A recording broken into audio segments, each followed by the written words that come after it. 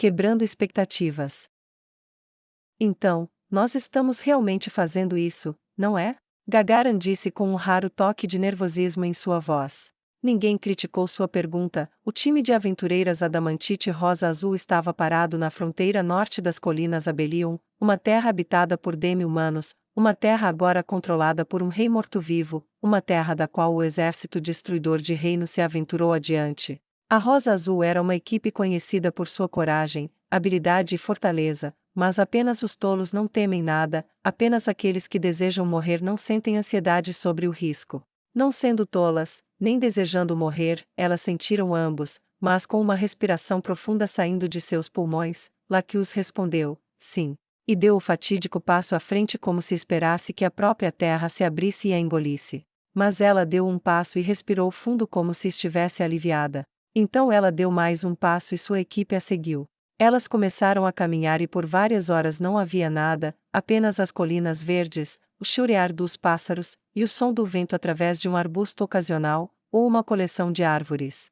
A maior parte do dia se passou antes que elas ouvissem algo diferente, o som de atividade de um tipo mais artificial. Era o som de marteladas e pás na elevação seguinte. Sem saber o que havia além da elevação, as 5 membros da Rosa Azul se entreolharam, e rapidamente se dividiram em lados opostos da estrada. Tia e Tina tomaram lados opostos uma da outra, e sendo especializadas em furtividade, rapidamente se moveram para uma posição de onde pudessem observar, e suas bocas se abriram com o que viram. No sopé da colina havia esqueletos cavando buracos de postes de cada lado, nos quais outros esqueletos colocavam postes de madeira, e outros vinham atrás para preencher. Atrás deles vinham demi-humanos colocando postes de madeira entre eles, e atrás deles vinham mais, que mergulhavam pincéis em baldes de piche, e estavam selando as peças de madeira. Cercas, eles estavam fazendo cercas. Do lado de fora das cercas, mais esqueletos estavam cavando trincheiras, e a terra delas foi colocada no centro dentro da área entre as cercas, levantando a terra nesses lugares por vários centímetros. A largura era grande o suficiente para permitir que 3 carruagens passassem lado a lado. Uma estrada, era uma estrada que ia para o norte, onde estava a fronteira com o reino feiticeiro. Mais longe, havia vários tipos de demi-humanos transportando materiais até onde os esqueletos estavam trabalhando. Olhando mais longe, elas podiam ver que este era um processo de linha de montagem, e o mais chocante de tudo, os anões olhavam as estacas posicionadas na área da estrada, e em cima de cada estaca havia um pedaço de madeira em forma de cruz do qual pendia um barbante. O fundo de cada um sendo preso por um peso, cada dispositivo estranho tinha estacas colocadas além dele, uma após a outra, a uma distância considerável, e os que colocavam solitárias as estacas pareciam estar respondendo às instruções daquele no dispositivo estranho, cada um, ajustando suas posições, e usando bandeiras de sinalização para se comunicar à medida que se afastavam uns dos outros. O que quer que estivesse acontecendo, cada vez que ambos levantavam a mesma bandeira, os demi-humanos se aproximavam, e começavam a martelar estacas ao longo do caminho. Era tudo tão confuso que Tia e Tina quase se esqueceram de procurar armas ou sinais de hostilidade. No entanto, o profissionalismo venceu, e elas passaram pelas perguntas habituais de quem, o que, onde, como, e quantos, antes de relatar às suas companheiras em cada lado da estrada. Lacus considerou o que fazer. Esta era uma nova situação. Se não houvesse anões entre eles, ela teria recomendado contornar a área completamente, mas como tinha a presença de anões, isso sugeria não hostilidade, já que demi-humanos que eram hostis com certeza comeriam qualquer anão tão prontamente quanto fariam com um humano. Ela fez um sinal com a mão, e reuniu a equipe novamente. Eu vou dizer olá, disse Lacus. Tem certeza? Evilei perguntou, parece imprudente. Assim como este contrato, mas aqui estamos nós, e eles não parecem ser hostis. Tia respondeu. Dê-me apenas alguns minutos, e se eles não forem hostis, bem, eu vou chamá-los para perto de mim. Se eles forem, bem, eu confio em minhas rosas para virem me resgatar.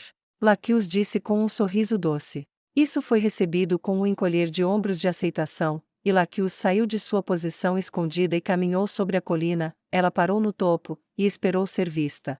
Quando ela estava lá parada, ela não teve a reação que esperava, ninguém correu para as armas, ninguém respondeu com hostilidade na maior parte do tempo, ninguém parecia se importar. Essa alegre indiferença à sua presença a deixou mais curiosa do que qualquer outra coisa, E então ela desceu a colina para investigar, chegando perto do anão mais distante dos outros. Olá! Ela disse educadamente. O anão interrompeu seu trabalho com uma estaca, ergueu a mão para detê-la por um momento, então pegou uma bandeira, e sinalizou. O anão ao longe parecia ter colocado as mãos nos quadris, mas parou de trabalhar. Quando isso foi feito, o pequeno anão de barba escura virou-se para ela, e disse rispidamente: Olá para você. Ele não disse mais nada, apenas olhou para ela por um momento. Quando Laquius parecia não ter palavras, ele se virou dizendo: Adeus. E começou a retomar seu trabalho. Espere um momento. Laquius disse: O que exatamente está acontecendo aqui? Não é óbvio, senhora. O anão rude perguntou. Estamos construindo uma estrada para Sua Majestade, levando do interior das colinas a Belium, até a cidade de Irrantel, bem como a Vila de Carne, e alguns outros lugares. É muito trabalho, então se você não se importa. Laquius não estava inclinada a aceitar a dica. Você está trabalhando com demi-humanos e mortos-vivos. Ela disse. Você notou aquele Didja? Que olhos afiados você tem aí? Ele disse em uma voz que pingava sarcasmo. Ela corou. O que quero dizer é, você não está preocupado. Você sabe que eles vão comê-lo, ou despedaçá-lo. O anão olhou para ela como se ela fosse estúpida. Você está louca? Ele perguntou, acariciando sua barba, e dando-lhe um olhar duro. Ou você não é daqui? Foi a vez dela de ser sarcástica, e ela respondeu, claro que sou daqui. Você não percebe que os humanos vivem por toda a Belium? Ele pensou 2 vezes por um momento, e então começou a rir com vontade. Ah, você me pegou nessa, moça. Tudo bem, para responder sua pergunta, a resposta é não. Esses demi-humanos são cidadãos do reino feiticeiro. Todos eles, as pessoas de aparência caprina, o Bafolk, os homens-cobra, os ogros, e orcs, todos eles, e os esqueletos, estão sob o controle do portador da varinha, e ele também é um cidadão, neste caso um trabalhando para o rei feiticeiro. Então estamos proibidos, sabe? Não temos permissão para lutar, exceto em esporte, e comer uns aos outros, é extremamente proibido. Laquius fez uma dupla tomada por conta própria. E, você obedece a essas regras? Estamos trabalhando juntos, não estamos? Ele perguntou com um sorriso. Sou um dos agrimensores, meu nome é Gimel. Lá embaixo estou meu sócio, e primo, Kivel. E, que dispositivo é esse que seu primo está usando? Laquius disse, agora intrigada. Isso é uma groma. Gimel explicou. É uma ferramenta que o rei feiticeiro nos deu para pesquisar em terreno aberto. Veja, ele a coloca no lugar, e aquele peso fica pendurado, então eu coloco a estaca, e olhamos para o meio. Se o peso e a estaca se alinham no nível dos olhos para nós dois, nós sinalizamos, e então alguém marca o caminho, e assim continuamos no curso. É realmente muito brilhante. Gimel disse admirado. Notável. Laquius disse, pensando na forma como as estradas muitas vezes aleatórias eram guiadas em restise, por adivinhação e, mais adivinhação. As trincheiras permitem a drenagem, e a terra vai para cima da estrada para permitir que ela escorra ainda mais facilmente, dando-lhe alguma altura sobre o resto da área ao seu redor. Atrás de nós há vários dias pessoas colocando pedras para manter a estrada em boas condições. E as cercas impedem que as pessoas caiam nas trincheiras quando a visibilidade é baixa ou alguém simplesmente não está prestando atenção. Gimel explicou. O rei feiticeiro não é o que eu esperava. Disse Laquius. Gimel deu de ombros. Nunca assuma, não quando se trata desse. Ele disse simplesmente. Então, eu e minha equipe podemos passar com segurança. Não fazemos parte do reino feiticeiro. Ela perguntou. Você pode, Sua Majestade proibiu expressamente a agressão contra qualquer viajante, desde que esse viajante não esteja atacando ninguém, então é considerado seguro, se vocês não forem ameaçadores. Gimel disse educadamente. Obrigada. Laquius disse, vou buscar meus companheiros então, e espero que você nos perdoe, se escolhermos passarmos a uma distância confortável dos heteromorfos e demi-humanos. Gimel grunhiu com indiferença, e voltou ao trabalho, erguendo a bandeira para indicar esforço renovado. Laquius voltou para a colina, e assobiou para o resto das rosas. Elas foram rápidas para o lado dela, e ela explicou o que havia aprendido. Foi uma conversa desconfortável, principalmente porque levou a um desafio de suas expectativas pela realidade à sua frente. Elas deram um amplo espaço para o trabalho na estrada, mas mesmo assim não conseguiram desviar os olhos dela enquanto passavam, para ver homens-bode, e homem-serpente, e ogros, e esqueletos, e criaturas de todos os tipos, que elas sabiam que em princípio viviam separados uns dos outros, em todos os casos, exceto a guerra contra o reino sagrado, mas agora estavam trabalhando juntos pacificamente. O que se poderia dizer a tal visão? As respostas escaparam delas por 2 dias inteiros enquanto elas passavam ao longo da estrada, mantendo distância suficiente para serem amplamente ignoradas, ou tratadas com indiferença, se fossem notadas por aqueles que continuavam o trabalho atrás do grupo avançado. Pedras eram colocadas de forma persistente, elas podiam ver grandes criaturas puxando enormes carroças, esqueletos colocando pedras, e anões fazendo ajustes minuciosos. Em um ponto muito além de ser observado enquanto os trabalhadores avançavam, Evilei fez uma pausa e todas pararam confusas. Eu quero ver. Ela disse simplesmente. Elas sabiam imediatamente o que ela queria dizer. Sério, baixinha? Gagaran disse incrédula. Você quer ir ver a estrada? Evilei assentiu. Eu quero. É apenas uma estrada. Gagaran disse. Por que arriscar ser vista? Já fomos vistas. Evilei apontou, na verdade, 2 vezes agora, mas não vimos como é o produto final de perto.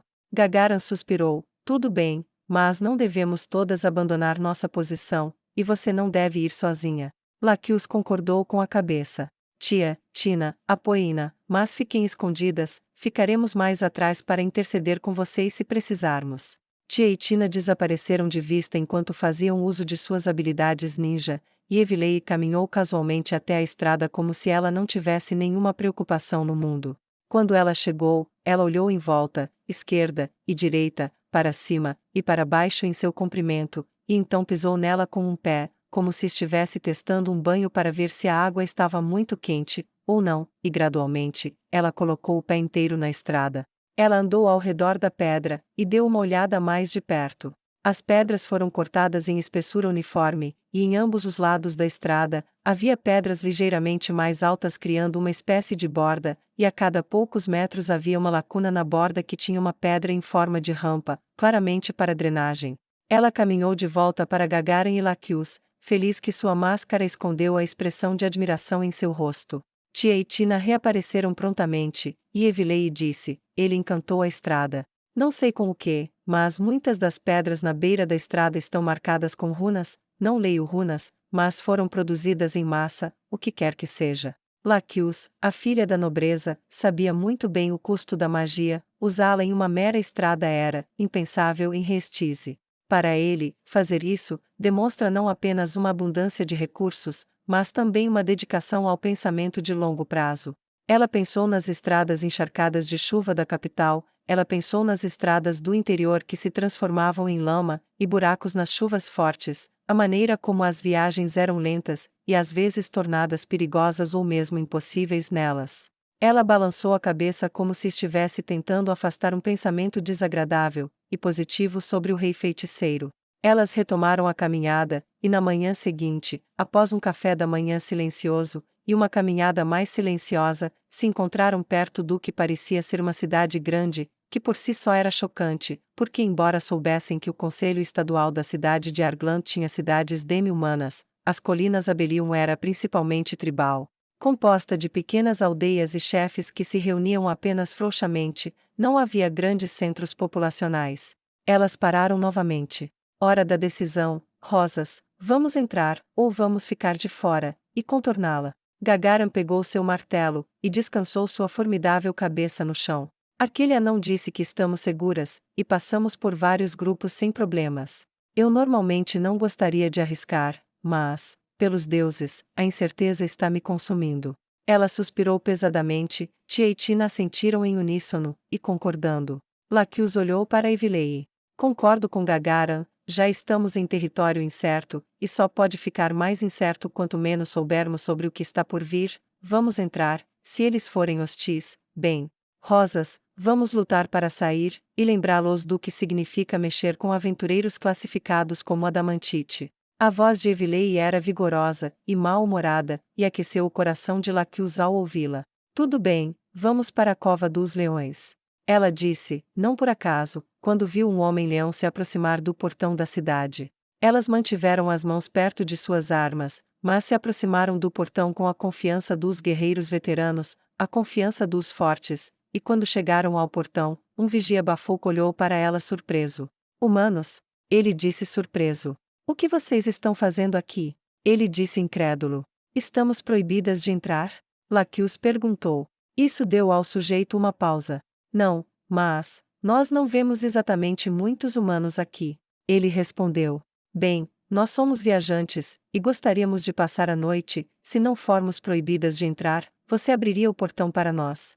Laquius perguntou. Enquanto esperava por uma resposta, ela olhou as defesas. As paredes eram troncos, peças únicas com os topos pontiagudos no topo, havia pequenas torres em intervalos regulares, mas o que mais chamou sua atenção foi que esses intervalos eram precisos, e pretendia permitir que as diferentes torres se cobrissem. Embora não fosse exatamente uma fortaleza inexpugnável, como fortificação das cidades, estava bem acima do normal. Sim, você pode entrar, disse ele. Bem-vindas à cidade de Comonton. Os portões se abriram lentamente, e a rosa azul entrou lentamente. Obrigada. Laquius disse educadamente, recebendo um grunhido de reconhecimento quando eles desapareceram de vista. Dentro da cidade, os prédios também eram feitos principalmente de árvores sólidas cortadas, mas várias eram de pedra, e todas eram grandes, mas o tamanho parecia padronizado, e levou um momento para Laquius perceber que qualquer uma das várias raças poderia entrar em qualquer edifício.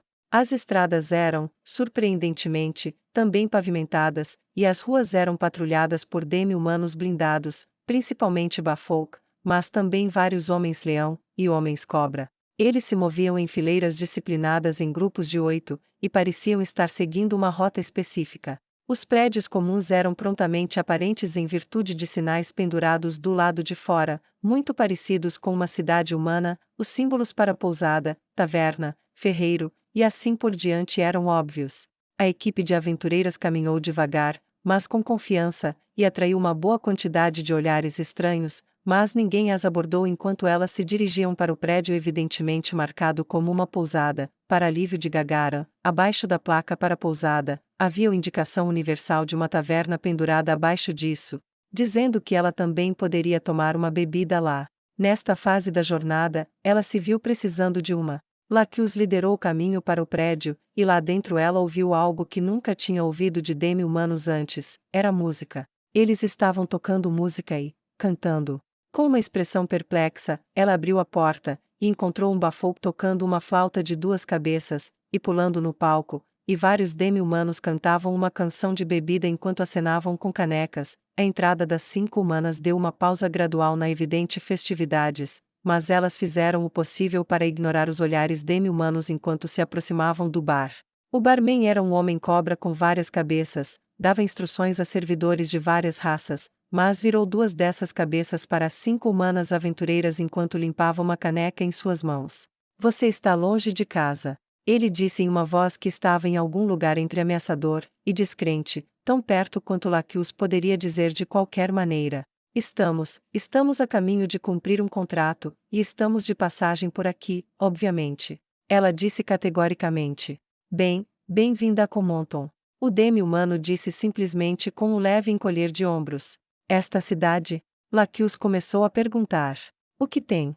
O barman sondou. Você pode me falar sobre isso? Ela perguntou. Ele encolheu os ombros. Por que não?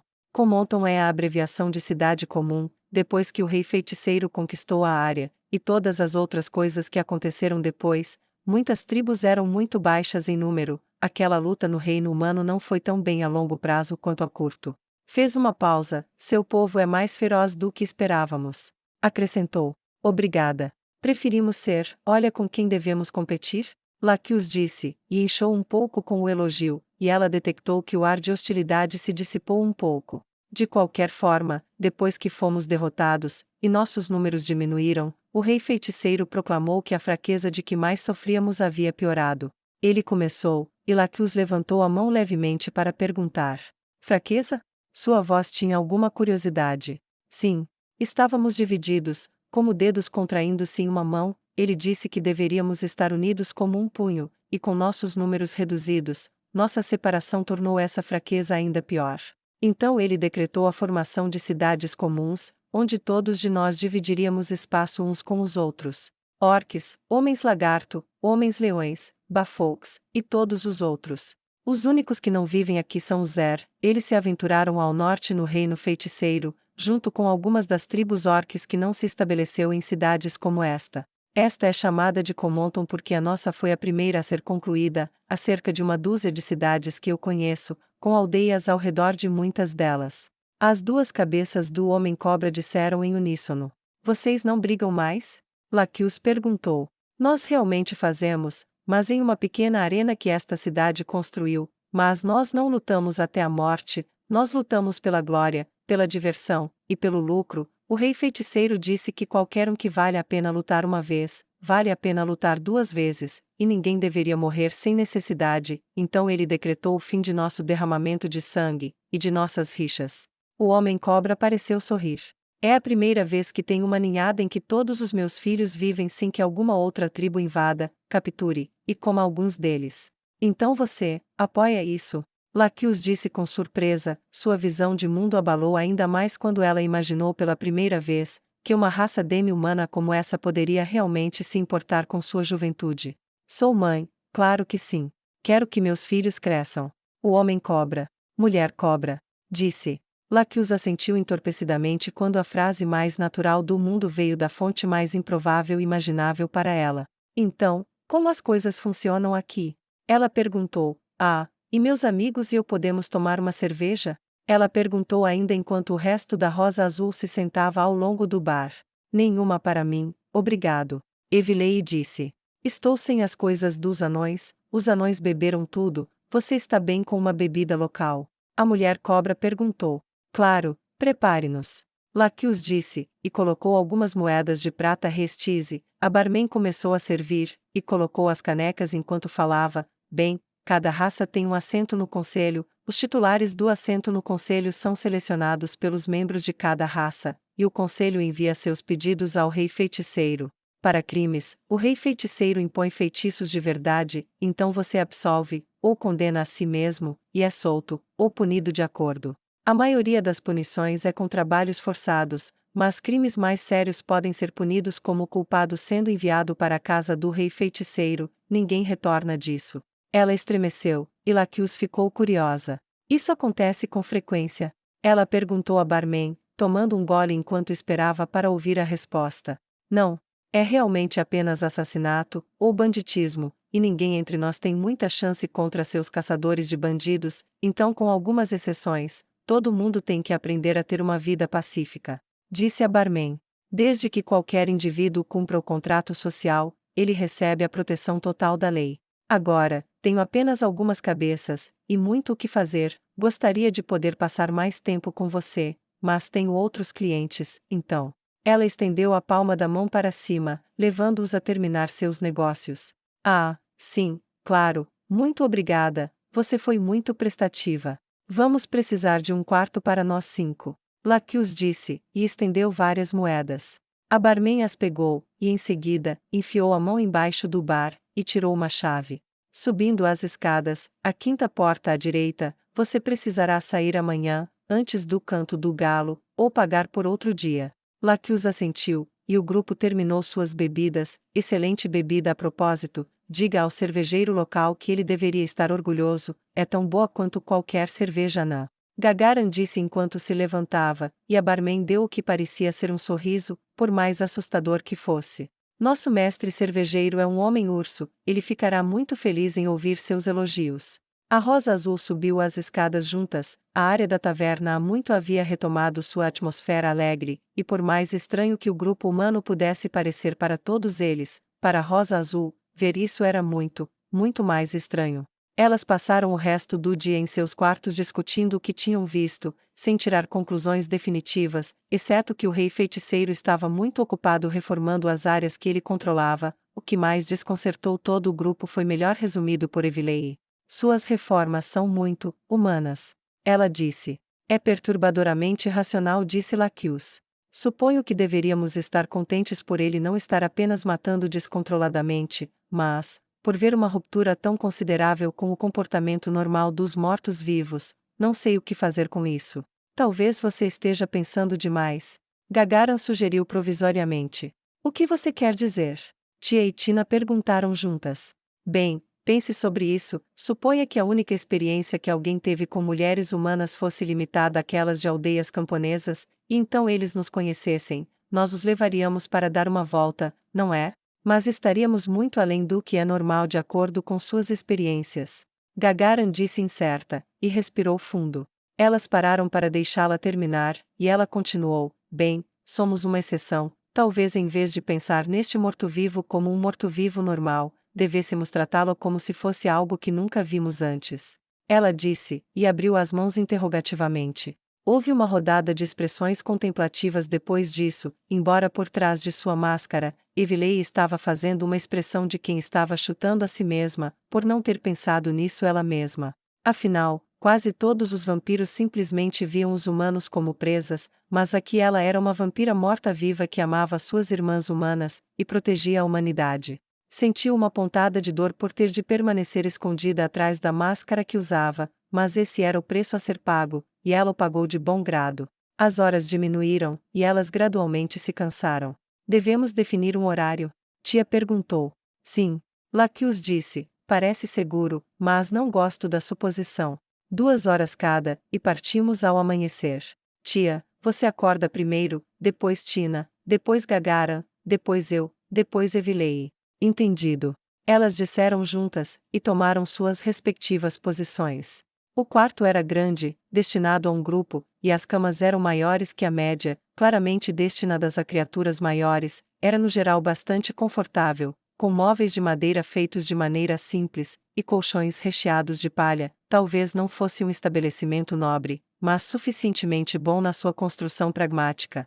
Era o suficiente para uma equipe acostumada a acampar ao ar livre, e uma, por uma, elas foram se afastando, enquanto tia se acomodava no primeiro turno, e o resto sonhava com bons sonhos.